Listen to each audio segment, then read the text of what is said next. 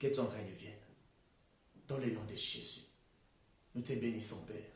Nous te rendons grâce et glorifions encore ton Saint-Nom. Dans le nom de Jésus. Père éternel, je recommande ainsi ces moments entre tes saintes mains. Le moment que nous allons passer dans ta présence, ô Yahweh. La Bible dit que là où 2 ou 3 sont réunis en mon nom, je serai parmi eux. Je demande juste que ta présence soit manifeste au milieu de nous. Je sais que je ne suis pas seul. Il y a mes frères et sœurs qui sont en train de me suivre, Père. Et en esprit, nous sommes connectés. La Bible dit que les vrais adorateurs adoreront Dieu en esprit et en vérité. Laisse qu'on puisse être tous connectés par ton esprit, Yahweh, afin d'écouter le message que tu vas transmettre à ton peuple. Enseigne-nous ce soir.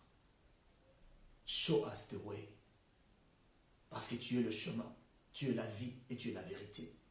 Ainsi parle-nous. Enseigne-nous tes voies. Conduis-nous dans ta vérité et instruis-nous. Car tu es le Dieu de notre salut. Et tu es toujours notre espérance. Merci Père éternel. Sois exalté et sois béni encore au milieu de nous. Pour ta gloire Seigneur, j'ai ainsi prié. Au nom puissant de Jésus-Christ de Nazareth. Et nous disons Amen. Tu vas dire Amen 3 fois. Que la faveur de Dieu puisse demeurer sur toi. Que la faveur de Dieu puisse résoudre tous les problèmes que tu es en train de voir dans ta vie aujourd'hui. Je déclare que le ciel est ouvert sur ta tête et que le ciel est ouvert sur ta vie dès maintenant et à jamais. Je déclare que la faveur de Dieu va demeurer sur ta vie en permanence dans le nom puissant de Jésus. Oui, bien-aimé, j'ai béni Dieu. Nous sommes encore là ce soir pour notre message. Je vais encore continuer avec mon message sur la faveur. Notre thème du jour de la soirée: comment attirer la faveur de Dieu sur ta vie. Bien-aimé, la vie que tu as, c'est par la grâce de Dieu. La grâce de Dieu est sur tous. Mais il y a une grâce particulière et il y a aussi une grâce universelle. Et la grâce particulière, la faveur particulière, c'est seulement pour les enfants de Dieu. Et la faveur universelle, tout le monde vit de cela. Ils sont en vie, malgré le mal qu'ils sont en train de commettre. L'Éternel leur prête vie. Ça, c'est la grâce universelle. Mais la grâce particulière, tu as besoin d'attirer. Tu as besoin d'attirer ça vers toi. Car si tu ne fais rien, personne ne peut le faire pour toi, bien-aimé. Tout dépend de toi. Nous continuons toujours avec notre même thème. Je voudrais t'enseigner, je voudrais que tu puisses être un homme béni, une femme bénie. Que tu puisses vivre tout le privilège que Dieu a déjà mis sur ton chemin. Tu as juste besoin d'entrer sur le chemin de la vie, le chemin qu'il a déjà préparé pour toi. Entrer dans ta destinée afin de vivre cette faveur particulière, bien-aimé. Tu ne vivras pas seulement la faveur de Dieu lorsque tu vis dans la voie où il t'attend. Mais toi-même, tu seras appelé une faveur. Tu seras appelé, ah, cet homme-là, non. Cet homme-là est vraiment chanceux, alors que la chance n'existe même pas. La faveur de Dieu fera de toi un homme exceptionnel. La faveur de Dieu va te transformer. La faveur de Dieu va te faire positionner dans les endroits où toi-même tu ne t'es jamais imaginé, bien-aimé. Ainsi, je vais continuer avec ces messages. J'espère que tu as un stylo là où tu es. Tu as un petit carnet où tu dois écrire tout ce que je suis en train de t'enseigner. Bénéficie de cela au nom de Jésus.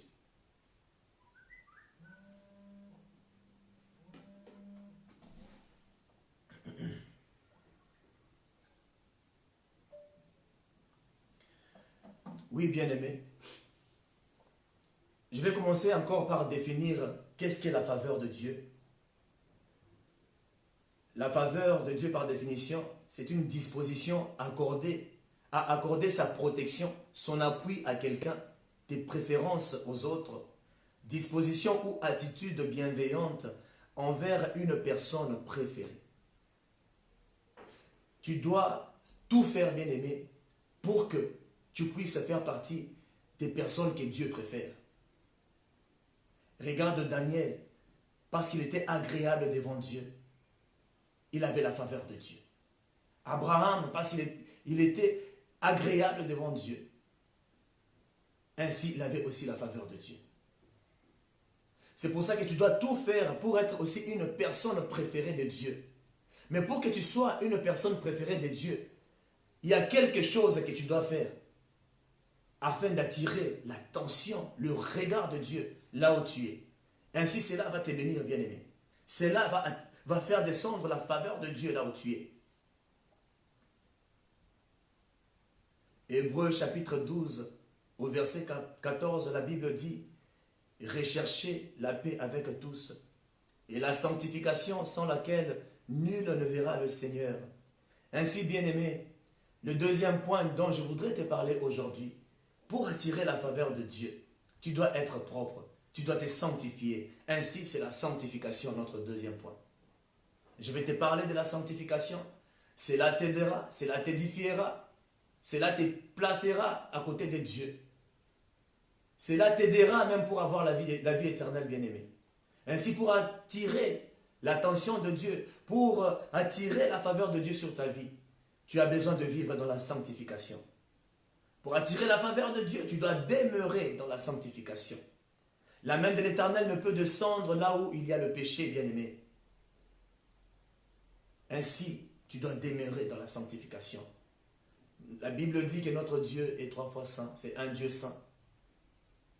Et pour qu'il puisse descendre quelque part, il doit se rassurer que là où il est en train de descendre, il y a la pureté, il y a la propreté. Puisque lui-même, il est propre, il ne peut pas mettre ses pieds là où c'est sale, bien-aimé. Ainsi, la sanctification va permettre que la faveur de Dieu puisse descendre là où tu es. Pour que Dieu descende avec sa faveur et te l'amène là où tu es, tu dois être propre, bien-aimé. Tu dois être sanctifié.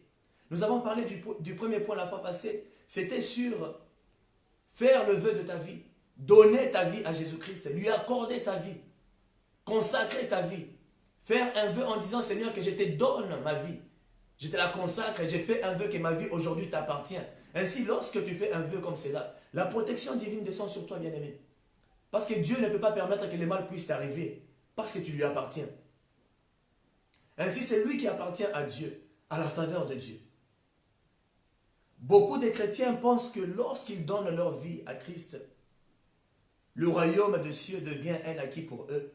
Ainsi, ils demeurent encore dans les péchés en ayant un pied dans la vie chrétienne et un pied dans la vie mondaine. Oui, bien-aimés. Ainsi en est pour plusieurs d'entre nous. Nous acceptons Jésus-Christ aujourd'hui. Oui, Seigneur, j'accepte que tu puisses être le Seigneur et Sauveur de ma vie. Mais tu donnes ton cœur au monde. Tu es en train de faire autre chose, bien-aimé. Tu ne peux pas donner la moitié de ce que tu es à l'Éternel. Mais tu dois totalement te donner afin que l'Éternel puisse t'aider, afin que l'Éternel puisse descendre dans ta vie. Je vais illustrer quelque chose et tu vas comprendre qu'est-ce qu'est le monde, bien-aimé. C'était au travers d'une vision que j'ai vue un jour, un soir. C'est de cette vision-là que je voudrais encore te parler ce soir, bien-aimé. Le monde que tu vois est comme un océan. Le monde que tu vois, c'est comme la mer, bien-aimé. C'est comme un océan. Ainsi, sur cet océan, il y a deux bateaux, à gauche et à droite. À gauche et à droite, de chaque côté, il y a ces bateaux-là. L'un qui t'amène vers Dieu et l'autre qui t'amène vers l'enfer. Et c'est le choix de chacun qui déterminera dans quel bateau il finira.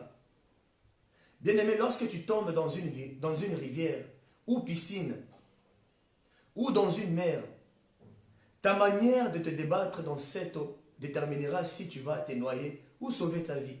Lorsque tu t'agites dans cette eau, celle-ci t'emportera très vite, car plus tu t'agites dans cette eau, plus tu t'enfonces dans la profondeur. Le monde est comme cet océan. Le monde est comme l'eau. Ainsi, lorsque tu tombes dans cette eau, lorsque tu veux t'agiter dans le monde bien-aimé, ce monde va t'enfoncer encore plus. Lorsque tu t'agites dans le monde te prendra très rapidement. Lorsque tu te jettes dans ce monde avec tout ce que tu es bien-aimé, tu seras perdu. Pourquoi? Parce que le monde est comme l'océan, c'est comme l'eau bien-aimée. Mais le bateau, l'arche de Noé est juste là, où tu dois être sauvé. Mais il y a deux bateaux. Il y a un bateau qui va t'amener vers la vie, mais il y a l'autre qui va t'amener vers l'enfer, vers la mort bien-aimée. Ici, il y a quelque chose que je me dis toujours, je ne peux pas souffrir sur la terre et aller encore souffrir dans l'éternité. Mieux vaut souffrir une fois pour toutes sur la terre et avoir la vie éternelle et s'asseoir à côté de notre Dieu bien-aimé.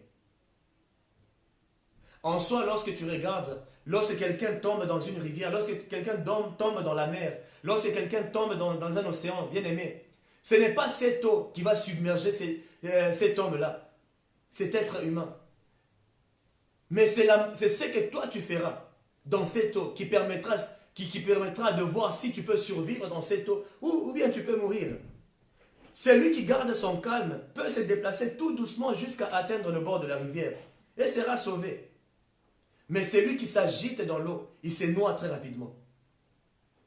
Ce que je suis en train de dire, je suis très sûr que les gens qui me suivent, ceux qui savent nager, savent de quoi je suis en train de parler. Puisque plus tu es calme dans l'eau, plus l'eau va te mettre au-dessus et tu ne pourras pas te noyer. Mais plus tu t'agites, plus tu vas t'enfoncer dans cette eau et tu vas te noyer. Et l'eau va te submerger et t'amener dans les profondeurs, bien-aimés. Donc vous comprenez que ce n'est pas en tombant dans une eau profonde qu'on se noie. C'est en étant submergé par elle. Et pour que l'eau arrive à te submerger, cela dépendra de la manière dont tu vas t'y prendre dans cette eau. Si tu t'agites, tu te noies rapidement. Mais si tu gardes ton calme, tu en sortiras vivant. Ainsi, dans ce monde, si tu veux en sortir vainqueur, tu as besoin d'être calme. Tu as besoin de garder une certaine discipline de vie afin que l'Éternel puisse t'aider. Jésus-Christ nous a tous donné un choix, bien-aimé. Et nous demande de choisir entre la vie et la mort. Il nous demande de choisir la vie pour garder cette vie. Et pour garder la vie que tu as, tu dois aimer Dieu, demeurer dans ses voies. Et même ta descendance en bénéficiera aussi. Nous allons prendre nos Bibles dans le livre de Deutéronome, chapitre 30, au verset 19 à 20. La Bible dit, « J'en prends aujourd'hui à témoin. J'en prends aujourd'hui à témoin contre vous, le ciel et la terre. J'ai mis devant toi la vie et la mort, la bénédiction et la malédiction. Choisis la vie afin de vivre, toi et ta descendance. En aimant l'Éternel, ton Dieu, en lui obéissant et en t'attachant à lui. Oui, c'est de lui que dépendent ta vie et sa durée. Et c'est ainsi que tu pourras rester dans le pays que l'Éternel a juré de donner à tes ancêtres Abraham, Isaac et Jacob. » Oui, bien-aimés, vous venez de suivre ce que je viens de lire. Notre Dieu nous a donné des choix. Pour avoir une longue durée de vie sur la terre, tu dois te donner à lui. Tu dois t'abandonner à lui. Tu dois le laisser prendre contrôle de ta vie. Ainsi, tu vas hériter de la bénédiction. Tu vas hériter de choses qui viennent d'en haut. Tu vas hériter de sa faveur. Et lorsque tu as la faveur de Dieu sur ta vie, bien aimé, tu vivras pendant très longtemps sur la terre aussi. Mais c'est lui qui est privé de la faveur. Il va se noyer très rapidement dans ces mondes. Ceux qui recherchent encore les choses de ces mondes, et tous se périront. Et tous se périront. La Bible dit dans le livre de Jean, chapitre 12, au verset 25 à 26, « C'est lui qui aime sa vie, la perdra. Et c'est lui qui déteste sa vie dans ces mondes, la conservera pour la vie éternelle. Si quelqu'un me sert, qu'il me suive. Et là où je suis, là aussi sera mon serviteur. Si quelqu'un me sert, le Père l'honorera. » Ainsi, ce que tu fais attire l'attention de Dieu. Si tu sers l'Éternel, tu vas attirer l'attention de Dieu. Mais ça ne suffit pas seulement de le servir. Tu as besoin de marcher dans la sanctification pour que cette faveur-là puisse venir sur toi. Chez Dieu, il y a des conditions. Même chez le diable, il y a aussi des conditions. Mais je me demande toujours pourquoi les gens vont toujours vers le diable, puisque le diable, il ne donne rien. Tout ce qu'il vous donne, c'est quelque chose que Dieu avait déjà prévu pour vous. Ce n'est que la bénédiction de l'Éternel qui enrichit et qui ne se fait suivre d'aucun chagrin. Mais les bénédictions que le diable donne, c'est pour vous apporter le chagrin dans votre vie, bien-aimée. Il ne faut jamais accepter cela. On doit aimer Dieu plus que toute chose afin de conserver notre vie dans le monde à venir. Tu ne peux pas aimer Dieu et le monde en même temps. C'est soit Dieu, soit le monde. Dans ce monde, il n'y a que deux forces qui règnent et l'homme n'en a aucune. L'homme n'a aucune force, bien-aimé. L'homme n'a aucune. C'est soit le règne de Dieu ou le règne du diable. Il n'y a donc pas le juste milieu. C'est lui qui s'est dit qu'il ne croit ni en Dieu ni au diable. C'est le diable qui les récupère directement, immédiatement. L'homme n'a pas la capacité de faire les choses de lui-même, bien-aimé. L'homme a perdu sa capacité de faire depuis le jardin d'Éden à cause du péché. Ainsi, tu n'as pas la capacité de te gérer toi-même. Tu n'as pas la capacité de faire les choses de toi-même. S'il n'y a aucune divinité derrière toi, tu ne peux rien faire, bien-aimé. Et c'est soit la divinité de Dieu, et c'est soit le diable qui est derrière toi. La Bible dit en réalité, dans l'homme, c'est l'esprit. C'est soit l'esprit de Dieu qui te guide, et c'est soit l'esprit du diable qui te guide. Il n'y a que deux esprits, le mal et le bien. Un homme sans le Saint-Esprit est très mauvais, car l'esprit du diable dominera toujours sur lui. Parce que si tu refuses d'accepter Jésus-Christ comme le Seigneur et Sauveur de ta vie, qu'est-ce qui va se passer? C'est le diable qui va dominer sur toi. Bien-aimé, la nature de Dieu, tu ne peux l'acquérir sans Jésus-Christ. Tu as besoin de Jésus dans ta vie afin d'acquérir sa nature. Si tu ne l'acceptes pas, ta vie ne peut pas être changée. L'homme sans le Saint-Esprit est un homme animal. Lisez le livre de 1 Corinthiens, vous allez comprendre ce que j'ai dit. C'est lui qui n'est pas orienté par l'esprit. C'est autre chose qui l'oriente. Il y a trois catégories d'hommes. Il y a l'homme charnel, l'homme spirituel et l'homme animal. Bien-aimé. Je sais que plusieurs d'entre nous, ils sont juste les hommes charnels. Ils sont juste au milieu, ils sont juste charnels, bien-aimés. Mais comme la Bible le dit dans le livre de 1 Corinthiens, il dit que l'homme spirituel n'est jugé par personne. Personne ne peut le juger, mais lui, il est juge de tout. Il juge de tout. Ainsi, tu as besoin de l'Esprit de Dieu pour demeurer dans sa présence. Tu as besoin de l'Esprit de Dieu pour être une bonne personne, bien-aimée. Il n'y a pas de juste milieu. C'est lui qui s'est dit que de toute façon, moi, je ne crois pas au diable, je ne crois pas aussi en Dieu, moi, je suis bien, je vis seulement comme ça. Bien-aimé, sache que c'est le diable qui t'a déjà récupéré. Et je vais te l'éprouver avec les Écritures. C'est le diable qui t'a déjà récupéré, bien-aimé. Tu ne peux pas être au milieu. Parce que moi, j'ai toujours dit, les athées, c'est une aussi. C'est une croyance. Si tu dis que non, moi je suis athée, c'est dans ce que tu crois. Croire en rien, c'est aussi croire, bien-aimé. Croire en rien, c'est aussi croire en quelque chose, puisque tu es athée. Et si tu es un athée, si tu ne crois en rien, c'est le diable qui te récupère, bien-aimé. Derrière un homme, il y a toujours la spiritualité. En réalité, dans l'homme, c'est l'esprit. Si tu ne te laisses pas guider par Dieu, c'est l'esprit du diable qui va t'avoir et qui va te mener dans d'autres choses, bien-aimé. Le livre d'Apocalypse, chapitre 3, à partir du verset 15. Écoutez ce que je vais dire. Je connais tes œuvres. Je sais que tu n'es ni chaud ni bouillant. Puisses-tu être froid ou bouillant? Ainsi, parce que tu es tiède et que tu n'es ni froid ni bouillant, je te vomirai de ma bouche. Vous voyez ce que la Bible dit? Lorsque tu es ni froid ni bouillant, l'Éternel va te vomir. Tu dois toujours garder la température bouillante pour être en Dieu. Car Dieu n'est pas froid. C'est le diable qui est froid. Tu dois garder une température bouillante. La Bible dit que celui qui est ni chaud ni froid, je le vomirai. Ça veut dire que tu n'as pas de position. Dieu n'aime pas les gens qui n'ont pas de position. Dieu veut que tu puisses avoir une position. Si tu te positionnes en lui, ainsi il va te garder avec lui. Mais si tu te positionnes dans l'autre camp, ainsi il va te rejeter. Verset 17, il dit, parce que tu dis, je suis riche, je me suis enrichi, je n'ai besoin de rien. Et parce que tu ne sais pas que tu es malheureux, misérable, pauvre, aveugle et nu.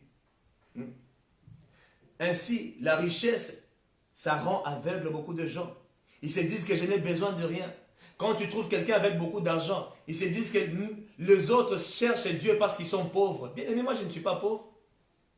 Je ne suis pas pauvre et je ne le serai jamais. Si je cherche Dieu, c'est parce que je l'aime. Si je cherche Dieu, c'est parce que j'ai besoin de lui dans ma vie. Beaucoup de gens qui sont riches et qui ont beaucoup d'argent, ils pensent que Les gens qui suivent Dieu, les gens qui sont en train de chercher Dieu, c'est parce qu'ils sont pauvres ou ils sont seulement accablés de beaucoup de problèmes. Non, on ne cherche pas Dieu pour les problèmes que nous avons. On cherche Dieu parce qu'il est Dieu. Il t'a créé, il est ton créateur. Ainsi, tu dois l'adorer. C'est pour ça que tu cherches Dieu, bien-aimé. Et il dit que c'est... Donc, si tu te dis que tu es riche et que tu n'as pas besoin de quoi que ce soit, c'est parce que tu ne sais pas que tu es malheureux, misérable, pauvre, aveugle et nu. Et celui qui est nu, c'est celui qui vit dans les péchés. Je te conseille d'acheter de moi de l'or éprouvé par le feu. Ainsi, afin que tu deviennes riche et des vêtements blancs, afin que tu sois vêtu et que la honte de ta nudité ne paraisse pas, et un collier pour oindre tes yeux, afin que tu voies. Moi, je réponds et je châtie tous ceux que j'aime. Aie donc du zèle et réponds-toi. Voici, je me tiens à la porte et je frappe. Si quelqu'un entend ma voix et ouvre la porte, j'entrerai chez lui, je souperai avec lui et lui avec moi. C'est lui qui vaincra. Je le ferai asseoir avec moi sur mon trône, comme moi j'ai vaincu, et me suis assis avec mon Père sur son trône. Que celui qui a des oreilles entende ce que l'Esprit dit aux églises. Bien-aimés, tu dois te repentir. Et lorsque tu te réponds, Jésus-Christ, il est juste à la porte. Si tu ouvres juste ta porte, il va entrer dans ta vie. Il va s'asseoir. Vous imaginez un peu, il va s'asseoir. Il ne va pas rester debout. Puisque Christ ne peut pas être dans ta vie debout. Vous les gens qui priez Dieu par intérêt, c'est déjà un problème. Puisque lorsque tu pries Dieu par intérêt, lui aussi il va t'utiliser juste pour une petite chose et te laisser. Parce que tu l'utilises par intérêt. Il sera debout en train de te regarder pour voir comment est-ce qu'il peut finir avec toi rapidement. Mais lorsque tu l'acceptes et tu veux qu'il puisse entrer dans ta vie et tu vas voir que l'Éternel va venir dans ta vie, il va s'asseoir. Lorsque quelqu'un est assis, ça montre la stabilité. Lorsque quelqu'un est assis, ce n'est pas pour peu de temps, c'est pour trop longtemps. Maintenant, imagine le roi de gloire qui est assis sur le trône, il vient s'asseoir dans ta vie. Bien aimé, c'est la faveur de Dieu qui tu vas attirer vers toi. C'est la faveur de Dieu qui tu attires vers toi. Car lorsque Christ se met avec toi, il soupe avec toi, ça veut dire que sa faveur est sur toi. Il va demeurer avec toi. La Bible dit que si tu demeures en moi et que je demeure en toi, demande tout ce que tu voudras et je te l'accorderai. Ainsi, bien-aimé, tu dois demeurer en Christ. Tu dois choisir entre le monde et Dieu. L'esprit du monde, nous savons que c'est Satan. Que c'est Satan. L'esprit du monde, nous savons que c'est l'esprit de Satan, c'est l'esprit du diable. Le monde est dominé par l'esprit de Satan, bien-aimé. Aujourd'hui, je voudrais te parler, te dire quelque chose. Qui est Satan, bien-aimé? Qui est Satan? Nous parlons toujours de Satan. Je ne sais même pas si tu connais Satan par définition. Satan par définition, Satan n'est pas le nom du diable. Le nom du diable, c'est Lucifer. Le nom du diable, c'est Lucifer, bien-aimé. Satan ne signifie pas... Satan, ce n'est pas son nom. C'est un attribut qu'on lui a donné à cause du mal qu'il avait. À cause du mal qu'il est lui-même, parce qu'il est lui-même le mal, le diable. Par définition, Satan signifie adversaire, ennemi. C'est lui qui résiste, qui supporte un adversaire surhumain. Vous comprenez cela? Satan est ton ennemi. Il ne sera jamais ton ami bien-aimé. Ainsi, tu ne peux vaincre Satan seul. Tu as besoin de Jésus pour cela. Il vit depuis longtemps pour que tu puisses réussir à le vaincre. C'est très compliqué. Et d'ailleurs, pour ton information, il a existé avant même Adam. Adam l'a trouvé sur la terre. Ainsi, Satan, c'est un malin. Il vit des milliers d'années avant toi. Est-ce que tu penses que tu peux le tromper de toi-même?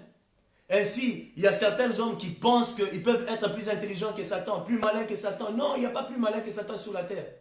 Si tu n'as pas Jésus, tu ne peux jamais vaincre Satan. Si tu n'as pas Jésus, tu ne peux jamais vaincre le diable bien-aimé. Tu as besoin de Christ dans ta vie pour que ta vie puisse être transformée. Ainsi, tu ne peux jamais te faire ami du diable. Il va demeurer ton adversaire jusqu'à la fin de ton temps sur la terre. C'est pour ça que je me demande des fois les gens qui vont prendre des fétiches, à quoi ils pensent. Ils se disent qu'ils peuvent se faire amis de Satan, amis du diable. Non, bien-aimé. Ce qu'il te donne, ce sont des chagrins qu'il est en train de te donner. Imagine-toi, malgré qu'il te donne l'argent qui était supposé être pour toi, l'argent qui était supposé être pour toi, c'est ce que lui te donne encore. La richesse qui est supposée être pour toi, c'est ce qu'il te donne encore. Et toi, tu te dis que non, la voie du diable est plus facile. Non, bien-aimé, la voie du diable n'est pas plus facile. C'est la voie de Dieu. Il dit, venez à vous qui êtes fatigués, je vous débarrasserai de votre fardeau. Car le joug de Dieu est très léger. Le fardeau de Dieu est très léger. Mais ce que toi tu as, ça pèse trop et ça peut t'amener en enfer. La Bible dit dans le livre de 1 Jean chapitre 2 au verset 15, n'aimez point le monde, ni les choses qui sont dans le monde. Si quelqu'un aime le monde, l'amour du Père n'est point en lui. Car tout ce qui est dans le monde, la convoitise de la chair, la convoitise des yeux et l'orgueil de la vie, ne vient point du Père, mais vient du monde. Et le monde passe, et sa convoitise aussi, mais celui qui fait la volonté de Dieu demeure éternellement. C'est la parole de Dieu. Jacques chapitre 4 au verset 4, il nous dit encore, adultères que vous êtes, ne savez-vous pas que l'amour pour le monde est synonyme de haine contre Dieu? C'est lui donc qui veut être l'ami du monde, c'est fait l'ennemi de Dieu. Toi qui aimes le monde plus que Dieu, tu t'es déjà fait ennemi de Dieu. Comment est-ce que tu penses que la faveur de Dieu peut descendre sur toi? La faveur de Dieu ne peut jamais descendre dans ta vie lorsque tu vis dans les péchés. La faveur de Dieu ne peut jamais descendre sur ta vie lorsque tu es ami du monde. Puisque quand la Bible dit que tu es ami du monde, ça veut dire que tu es ami du diable. Tu es ami de Satan. Tu aimes le monde plus que Dieu. Ainsi, mes bien-aimés dans le Seigneur, n'aimez pas le monde car vous faites vous-même ennemis de Dieu. Et comment vas-tu attirer la faveur de Dieu en étant son ennemi? C'est vraiment très compliqué. Si tu aimes le monde te submergera. Et tu perdras tout, bien-aimé. Tu perdras tout. Ainsi, répands-toi et vis dans la sanctification. Et tu vas voir la gloire de Dieu dans ta vie. Tu vas voir la faveur de Dieu en permanence. Tu vivras les avantages que l'Éternel a déjà prévus pour toi et tu ne souffriras pas sur la terre. Le combat que tu as, c'est parce que tu as un pied dehors et un pied dedans. Et lorsque tu es comme ça, Dieu t'a déjà vomi. Et tu penses que non, j'ai déjà un ticket pour le paradis parce que je crois en Jésus-Christ. Non, il y a des conditions pour entrer dans le royaume de Dieu, bien-aimé. Et si tu ne suis pas ces conditions, sache que tu es perdant.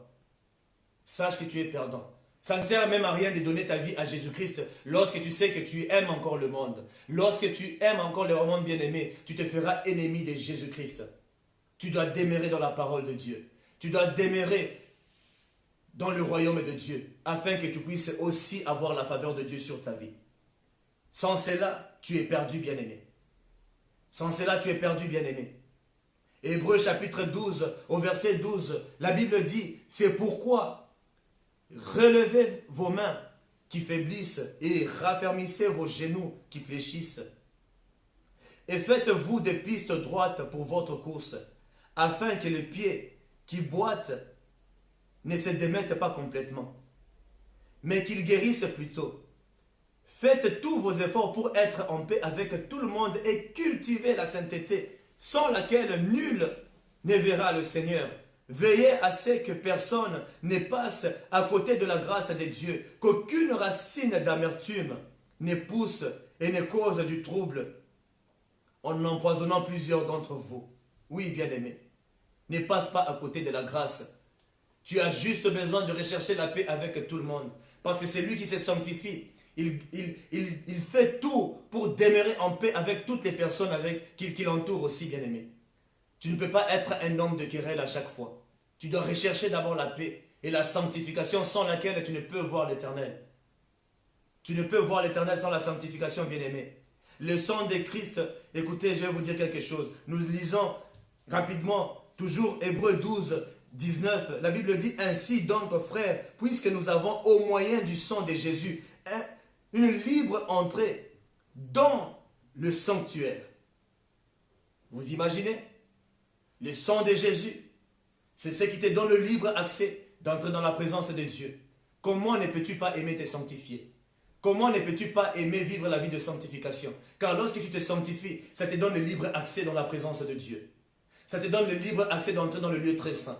Et c'est là où que tu peux croiser Dieu. Tu as besoin de demeurer dans la sanctification pour voir l'Éternel. La Bible dit sans la sanctification, nul ne peut le voir. Romains chapitre 3, 23, la Bible nous dit, tous ont péché, sont privés de la gloire de Dieu.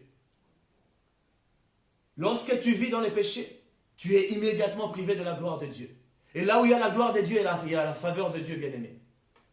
Donc ça veut dire que le péché empêche la gloire de Dieu de descendre. Le péché empêche la faveur de Dieu sur ta vie, bien-aimé. Lorsque tu vis dans les péchés, tu empêches toutes ces choses, bien-aimé. Nous nous rendons à nous-mêmes la tâche difficile. On a besoin d'alléger cette tâche-là. L'homme est obstacle de lui-même. L'homme est obstacle de la bénédiction que Dieu veut lui accorder, bien-aimé. Si tu ne te donnes pas à Dieu, ça sera toujours compliqué pour toi. Ne te donne pas à moitié, parce que lorsque tu te donnes à moitié, ça sera toujours compliqué pour toi. Mieux vaut ne même pas se donner à moitié. Fais tout pour être totalement à lui. La Bible dit, il n'y a plus de condamnation pour ceux qui lui appartiennent. Lorsque tu appartiens totalement à Jésus-Christ, personne ne peut te condamner. Romains 8 nous dit, qui accusera les élus de Dieu? C'est Dieu qui justifie. Lorsque tu appartiens à Christ, Christ va toujours te justifier, quel que soit le problème. Parce que l'accusateur, le diable, lui qui est toujours en permanence en train de nous accuser, il continuera toujours à le faire. Il sera toujours ton ennemi bien-aimé. Le diable ne sera jamais ton ami bien-aimé. Ainsi, tu dois te donner totalement à Christ qui est l'ami fidèle. Amen, amen. Ésaïe chapitre 59, à partir du verset 1 à 3, la Bible dit que la main de l'Éternel n'est pas trop courte pour sauver, ni son oreille trop dure pour entendre. Mais ce sont vos crimes qui mettent une séparation entre vous et votre Dieu. Ce sont vos péchés qui vous cachent sa face et l'empêchent de vous écouter. Car vos mains sont souillées de sang et vos doigts de crime, vos lèvres profèrent le mensonge, votre langue fait entendre l'iniquité. Oui, bien-aimé. La main de l'Éternel n'est pas courte pour nous sauver. Si elle ne peut te sauver, c'est parce que tu demeures dans l'iniquité, tu demeures dans les péchés. Ses oreilles ne sont pas dures pour entendre. Si ses oreilles sont dures pour t'entendre, bien-aimé, ça veut dire qu'il y a quelque chose qui ne va pas avec toi. Tu dois te sanctifier, tu dois demeurer dans la sanctification. Ainsi, la main de l'Éternel sera toujours sur toi. Ainsi, son attention sera toujours sur toi. Son oreille va t'écouter, bien-aimé. Lorsque tu parles, il t'écoute. Parce que c'est lui qui marche dans la crainte de l'Éternel. L'Éternel écoute sa prière. La Bible dit que la prière d'un pécheur est une abomination devant Dieu. Et la prière du juste a plus d'efficacité. Oui, bien-aimé, c'est la parole. Lisons le livre de Proverbes, chapitre 28, au verset 9. La Bible dit, qui détourne son oreille pour ne pas écouter la loi, sa prière même est une abomination. Lorsque tu détournes ton oreille, lorsque tu détournes seulement ton oreille, bien-aimé, pour ne pas écouter la loi, ta prière même, elle est une abomination devant l'Éternel. Jean chapitre 9 au verset 31 nous dit, nous savons que Dieu n'exauce pas les pécheurs, mais qu'en revanche, si quelqu'un l'honore et fait sa volonté, il exauce. Amen, amen.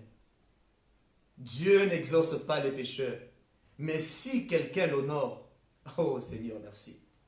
Si quelqu'un l'honore et fait sa volonté, il l'exauce. Bien-aimé, la Bible, elle est très claire.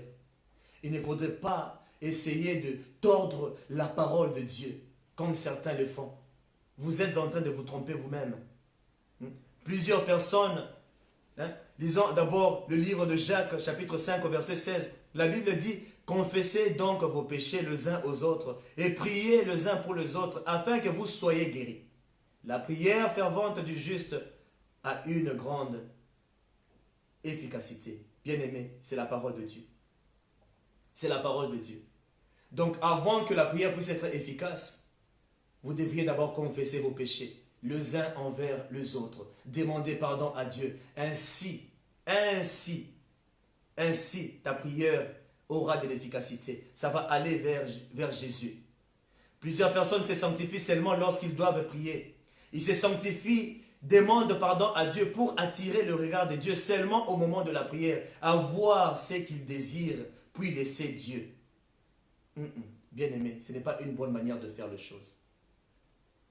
Parce que lorsque tu te sanctifies juste pour avoir quelque chose de la part de Dieu, est-ce que tu penses que tu peux tromper Dieu? La Bible dit, un homme trompe-t-il Dieu? Tu ne peux pas tromper Dieu. L'Éternel connaît ton cœur. Il sait ce que tu es en train de faire, bien-aimé.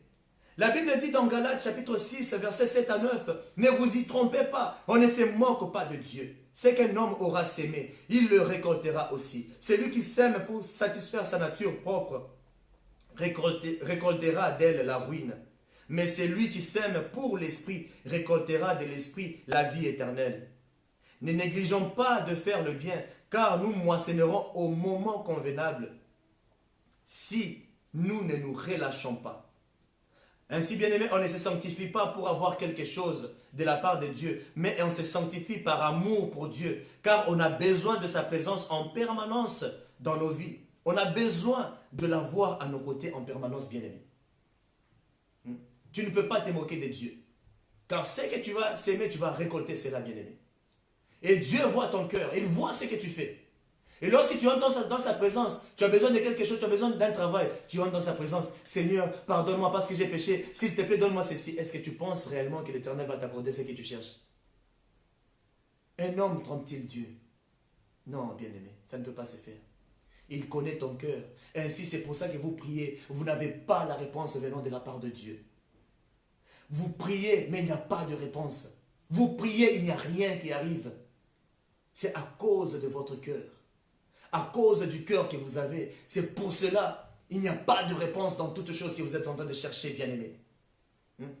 Si tu veux avoir la faveur de Dieu, tu dois demeurer dans la sanctification. La plupart des gens pensent que lorsqu'ils acceptent Christ dans leur vie, cela est directement un ticket pour eux, pour le royaume de Dieu. Non, bien-aimé. Je te dis non. Tu ne peux pas aller au ciel. Accepter Christ, c'est le premier pas. Mais il y a les étapes à suivre pour hériter le royaume de Dieu. 1 Jean chapitre 4 verset 17, la Bible dit, tel il est, tel nous sommes aussi dans ce monde. C'est en cela que l'amour est parfait en nous, afin que nous ayons l'assurance au jour du jugement. Si tu veux avoir l'assurance au jour du jugement, tu dois faire tout pour ressembler à Dieu. Car la Bible dit tel qu'il est, tel que nous sommes aussi. Jean chapitre 17 au verset 20 à 23, la Bible dit, dans la prière sacerdotale, je ne prie pas pour eux seulement, mais encore pour ceux qui croiront en moi à travers leurs paroles, afin que tous soient un comme toi. Père, tu es en moi et comme je suis en toi, afin que aussi soit un en nous, pour que le monde croie que tu m'as envoyé. Je leur ai donné la gloire que tu m'as donnée, afin qu'ils soient un comme nous sommes un.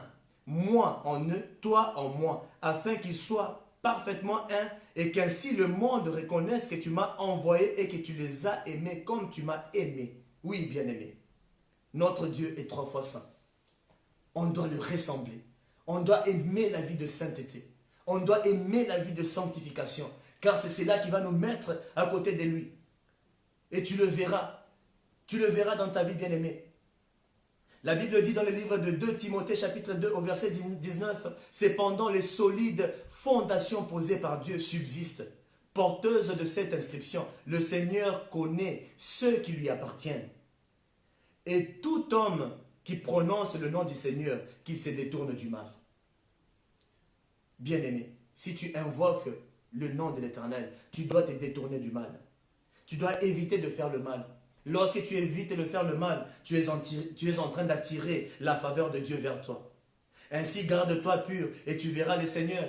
Matthieu chapitre 5 au verset 8, la Bible dit, « Heureux ceux qui ont le cœur pur, car ils verront Dieu. » Car ils verront Dieu, bien-aimé. Ainsi, tu dois garder ton cœur pur et tu verras toujours la permanence de Dieu dans ta vie. Lorsque tu as un cœur pur, bien-aimé, c'est déjà la faveur de Dieu qui va descendre sur toi. Et tu n'auras même pas à souffrir sur la terre, bien-aimé. Lorsque tu te répands de tes péchés, tu te sanctifies. Ce n'est pas pour rentrer dans ce que tu as déjà vomi. Tu dois tout faire pour te convertir. Demander pardon ne suffit pas pour hériter le royaume de Dieu. Mais c'est ta conversion en Jésus-Christ qui le fera, bien-aimé. Beaucoup de gens demandent pardon et rentrent toujours dans le même péché. Pourquoi? Parce que lorsqu'ils demandent pardon, il n'y a pas cette conversion. La Bible dit, répands-toi et convertis-toi. Répands-toi et convertis-toi. Nous allons arriver là. 2 Pierre chapitre 2, 19 à 22, la Bible dit quoi? Ils leur promettent la liberté, alors qu'ils sont eux-mêmes esclaves de la corruption, puisque chacun est esclave de ce qu'il a dominé. En effet, si après avoir échappé aux souillures du monde par la connaissance de notre Seigneur et Sauveur Jésus-Christ, ils se laissent reprendre et dominer par elle, leur dernière condition est pire que la première. Il aurait mieux valu pour eux ne pas connaître la voie de la justice, plutôt de la connaître et de se détourner ensuite du saint commandement qui leur avait été donné. Il leur est arrivé ce que disent avec raison les proverbes: le chien est retourné à ce qu'il avait vomi, et la truie, à peine lavée, s'est vautrée dans le bourbier. Oui, bien aimé, vous avez vu cela. Donc tu ne peux pas, tu as donné ta vie à Christ, mais tu rentres toujours dans le péché. Tu as donné ta vie à Christ, mais sur ce que tu avais déjà vomi. Car lorsque tu donnes ta vie à Christ, tu deviens une nouvelle création. Il ne faut pas t'associer aux choses sales. Il ne faut pas manger ce que tu as déjà vomi. Parce que si tu donnes ta vie à Christ et que tu rentres encore dans la vie des péchés, sache que la condition à laquelle, lorsque tu avais donné ta vie à Christ, sera plus pire que ce que tu deviendras. Ainsi, beaucoup de gens croisent la mort à cause de cela. Parce que lorsque tu donnes ta vie à Jésus-Christ, c'est la guerre que tu viens d'engendrer avec Satan, avec le monde de ténèbres. Ainsi, lorsqu'il va encore te récupérer dans le monde, il ne voudra pas que tu vives longtemps, il va vite t'éliminer, bien-aimé. Ne rentre pas sur les choses que tu as déjà vomies. Actes des Apôtres, chapitre 3, verset 19 à 20, la Bible dit: repentez-vous donc et convertissez-vous, pour que vos péchés soient effacés, afin que de temps de rafraîchissement viennent de la part du Seigneur, et qu'il envoie celui qui vous a été destiné, Jésus-Christ. La version seconde nous dit: changez d'attitude et convertissez-vous, pour que vos péchés soient effacés. Donc lorsque tu te répands, ça veut dire que tu changes d'attitude. Tu deviens une nouvelle personne, une nouvelle création. Tu te répands, tu ne vas même plus regarder aux choses que tu as fait, mais tu vas regarder aux choses que Jésus-Christ va faire pour toi. Il va te transformer, bien-aimé. Ne regarde pas aux choses que tu as déjà vomies. Donc tu dois d'abord te repentir. Et ensuite, donc tu vas te repentir et ensuite tu vas te convertir. Ça veut dire quoi, c'est convertir? Par définition, convertir, ça signifie transformer. Changer, amener quelqu'un à croire, à adopter une croyance, une religion considérée comme vraie. Comprenez que se repentir n'est pas suffisant pour hériter le royaume de Dieu. Se repentir, ce n'est pas suffisant, bien-aimé. Tu peux te repentir, tu demandes pardon, mais cela ne te donne pas accès à entrer dans le royaume de Dieu. Mais c'est ta conversion qui fera que tu puisses hériter le royaume de Dieu. Telle est la parole de Dieu, ce n'est pas moi qui le dis. Je peux le prouver. La Bible dit dans le livre de Matthieu, chapitre 18, au verset 3, et dit: je vous le dis en vérité, si vous ne vous convertissez pas, et si vous ne devenez pas comme les petits enfants, vous n'entrerez pas dans le royaume des cieux. Oui, bien-aimé, c'est la parole de Dieu. On doit se convertir pour hériter le royaume de Dieu. On doit se convertir. Donc, se repentir n'est pas suffisant. Jean chapitre 1. Avant que je ne lise ça, tu peux attirer l'attention de Dieu si tu t'es converti. Si tu te convertis, mais si tu ne te convertis pas, tu ne peux pas attirer sa faveur. Répands-toi et convertis-toi. Ainsi, tu auras accès à beaucoup de choses que Dieu a déjà réservées pour toi. Plusieurs personnes vivent dans la grâce universelle, qui est pour tout le monde, bien aimé, mais moi, pour moi, comme je l'ai dit au début, je ne peux pas permettre ça. Il y a la grâce universelle, mais il y a une grâce particulière pour les enfants de Dieu. Et la grâce particulière, il y a des avantages. La grâce particulière, tu vis. Tu te demandes même bien pourquoi je suis même venu sur la terre. Mais c'est à cause de toi-même que tu es en train de souffrir.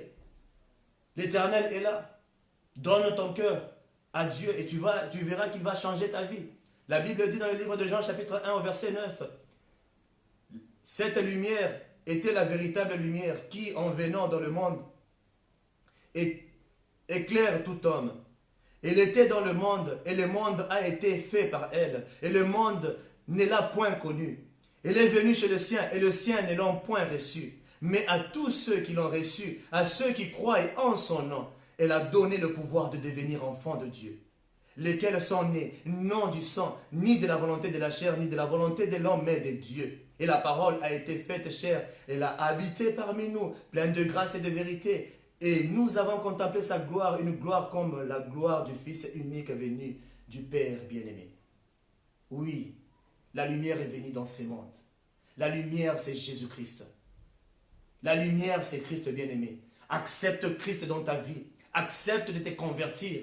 Ne rentre pas dans le péché que tu as fait. N'entre pas dans la présence de Dieu. Je te donne un secret. Si dans la prière que tu es en train de faire tous les jours, lorsque tu pries, Dieu sait voir ton cœur. Parce que lorsque tu es en train de demander quelque chose et tu te sanctifies pour que tu puisses avoir cette chose-là, et que toi-même dans ta tête, tu sais déjà que après avoir prié, lorsque j'ai cette chose-là, je vais encore rentrer dans le monde. Bien-aimé, tu n'auras jamais cette chose-là. C'est pour ça que la Bible dit que vous demandez, mais vous demandez mal, dans le but de satisfaire vos propres besoins. Anna a demandé un enfant à Dieu, mais Dieu n'a pas pu lui donner cet enfant-là directement. Pourquoi? Parce que les intentions d'Anna étaient très mauvaises. Anna voulait un enfant pour prouver à Pénina qu'elle aussi, elle pouvait enfanter, elle pouvait aussi avoir un enfant. Mais elle a oublié qu'elle était une servante de Dieu. Jusqu'au jour où elle avait changé d'attitude. Elle avait changé d'attitude, bien-aimée. Elle a fait un vœu. Parce que Dieu avait besoin d'un serviteur sur la terre. Il avait besoin d'un prophète. Pourquoi? Parce que le prophète Élie, ses enfants, avaient déjà, je peux dire même blasphémé le temple. Ils ont fait tellement beaucoup de choses dans le temple. Vous imaginez, les enfants d'Élie mangeaient les offrandes de gens. Imagine-toi que tu es pasteur et tes enfants viennent voler l'offrande. Vous vous imaginez un peu, c'est très compliqué. Dieu a regardé, non, je ne peux pas laisser les enfants d'Élie devenir le prophète, devenir les sacrificateurs. Qu'est-ce que je dois faire? Je dois susciter une autre personne. Ainsi, Dieu avait le regard posé sur Anne, jusqu'à ce que Anne s'est rendu compte que ma façon de faire, ma façon de prier, a constaté que ce que je faisais n'était pas bon. Laisse-moi changer ma façon de faire les choses. Ainsi, il a regardé à l'Éternel, il a dit, Seigneur, j'ai fait le vœu que si tu me donnes un enfant, un garçon, un enfant mâle, je te le redonnerai. Il sera consacré à toi. Dieu avait besoin d'un prophète et Anne avait besoin d'un enfant. Oui, bien-aimé, c'est donna. Si tu donnes ta vie, tu consacres ta vie à l'Éternel, l'Éternel prendra soin de ta vie. Et si tu la consacres, il va te protéger. Ça ne suffit pas seulement de consacrer ta vie, mais tu as besoin de marcher dans la sanctification. La Bible dit dans le livre de Proverbes, chapitre 28 au verset 13, « C'est lui qui cache ses transgressions, ne prospère pas, mais c'est lui qui les avoue et les délaisse, obtient la faveur de Dieu, obtient la miséricorde, obtient la grâce de Dieu, la bonté, la bienveillance de Dieu. » Oui, bien-aimé, je suis à la fin de mon message. Je voudrais que là où tu es, je suis sûr que ces messages t'ont vraiment aidé. Que cela puisse te transformer. Ne regarde pas au monde. Le monde va vite te noyer. Et tu perdras ta vie. Ne craignez pas. C'est lui qui peut tuer juste le corps. Mais craignez celui qui peut tuer et l'âme et le corps que tu as bien aimé. Tu as besoin, après cette vie, que tu puisses hériter le royaume de Dieu. Ainsi, tu vivras d'abord heureux sur la terre. Tu vas attirer la faveur de Dieu en vivant dans la sanctification sur la terre. Lorsque tu avoues tes transgressions, tes péchés, oui, tu les avoues devant l'Éternel, tu les délaisses entre ses mains, tu vas prospérer. Et lorsque c'est délaisser, ça veut dire donc tu laisses ça totalement. Il ne faut pas rentrer sur ça. Tu prends tes transgressions, tu les déposes entre les mains de Dieu et tu laisses ça. Il ne faut plus rentrer dans ça. Puisque si tu rentres dans ça, bien-aimé, c'est la mort qui va t'attendre. Oui, bien-aimé. Ces messages est pour toi. Ces messages est pour t'aider. Ces messages est pour t'aider à avoir, bien aimé, la faveur de Dieu sur ta vie. Il y a des conditions pour avoir la faveur de Dieu. Soyez bénis au nom de Jésus. Je voudrais que là où tu es, je vais juste prier pour vous. Ainsi, nous allons nous retrouver le dimanche. C'est dimanche à 14 h, je serai encore en ligne. Soyez là. Il y a encore un message qui va vraiment vous aider, un message qui va vraiment beaucoup vous édifier, bien aimé. Ainsi, là où tu es, tu vas juste ouvrir ton cœur. Tu vas juste dire, Seigneur, j'ouvre mon cœur, je voudrais me convertir. Oui, chaque jour, je me réponds de mes péchés. Chaque jour, je demande pardon. Chaque jour, je demande à ce que l'Éternel puisse me sanctifier. Mais je rentre toujours dans les choses que j'ai déjà vomies. Seigneur, cela n'est pas ma portion. Cela n'est pas ma portion. Refuse cela. Tu vas prier au nom de Jésus. Dis Seigneur, à partir d'aujourd'hui, lorsque je vais me sanctifier, je ne voudrais pas rentrer dans les choses que j'ai déjà vomies. Commence à prier là où tu es au nom de Jésus. Tendre Père éternel, écoute la prière de tes serviteurs au Père éternel ce soir. Nous ne voudrions pas rentrer dans les péchés, rentrer dans les choses que nous avons déjà vomies, mais nous voudrions être transformés par ta puissance au nom de Jésus. Laisse qu'en toutes choses, au Père éternel, lorsque nous confessons nos péchés, lorsque nous nous repentons devant toi, Yahweh, que ces choses-là, Seigneur Dieu Tout-Puissant, ne puissent pas encore rentrer dans nos vies. Nous avons vraiment besoin de toi, Yahweh. Aide-nous, Père éternel, qu'on ne puisse pas seulement s'arrêter à se sanctifier, mais lorsque nous nous sanctifions, Yahweh, que nous puissions être convertis. Lorsque nous nous repentons de nos péchés, que nous puissions être convertis, être transformés par ta puissance. Être les créatures que tu voudrais que nous puissions être, Yahweh. Dans le nom de Jésus. Donne à un chacun de nous ta nature, oh Yahweh. Au nom puissant de Jésus. La Bible dit dans le livre d'Apocalypse, chapitre 22, à partir du verset 14, « Heureux ceux qui lavent leurs robes, ils auront droit à l'arbre de vie et pourront entrer par les portes de la ville. » Bien-aimé, telle est ta portion. Tu dois entrer par les portes de la ville. Tu n'entreras pas de côté, mais tu vas entrer par les portes. Et dit que dehors, les chiens, les sorciers, ceux qui vivent dans l'immoralité sexuelle, les meurtriers, les idolâtres et tous ceux qui aiment et pratiquent le mensonge.